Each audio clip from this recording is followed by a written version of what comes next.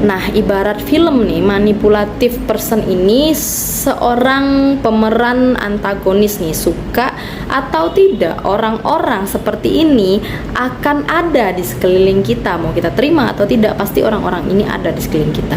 Tentu saja tidak nyaman apabila kita terlibat dengan orang-orang yang bersifat manipulatif ini.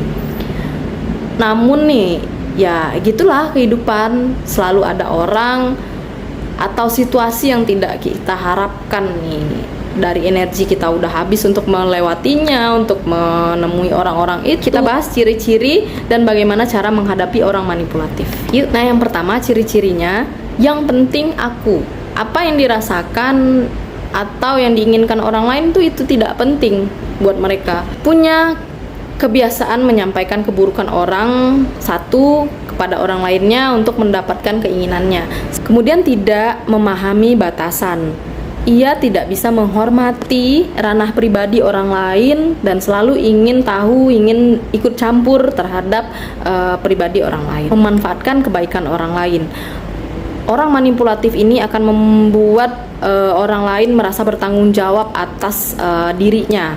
Jadi orang itu akan terjebak di dalam keinginannya sendiri, keinginan si orang manipulatif ini. Berbaik-baik pada orang lain untuk mendapatkan keuntungan pribadi. Dia akan cenderung merubah mukanya ketika dia memiliki keinginan tertentu, atau ketika dia ingin mendapatkan keuntungan pribadi dari orang lain, dia akan merubah mukanya menjadi lebih baik, menjadi baik nih, berpura-pura baik nih. Dalam pertemanan pun begitu, mereka bersifat transaksional nih, berteman bila butuh atau saling menguntungkan ya. Kalau mereka tidak anggap butuh, mereka tidak peduli. Nah, bagaimana menghadapi manipulatif person ini, orang-orang yang manipulatif? Yuk disimak.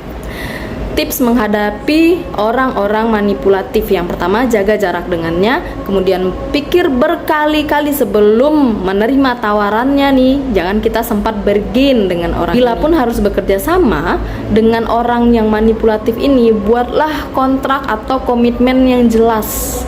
Entah itu secara tertulis atau dengan beberapa bukti yang bisa kita pegang nih. Kemudian utamakan kenyamanan diri kita sebelum kita menghadapi mereka. Jadi nggak perlu ngerasa bersalah ketika kita mengabaikan orang-orang manipulatif ini. Selanjutnya, berani bilang tidak jika privasimu mulai diganggu. Ketika seseorang itu mulai menyinggung privasimu, menyinggung pribadimu, katakan tidak. Kemudian tetap menjaga etika pertemanan dan tidak membuang energi untuk membalas perbuatannya. Mungkin dia sudah memanfaatkanmu nih, kemudian kamu berusaha ingin membalasnya nih. Justru orang-orang manipulatif ini akan membuat kamu lebih terpuruk ketika kamu melakukan pembalasan.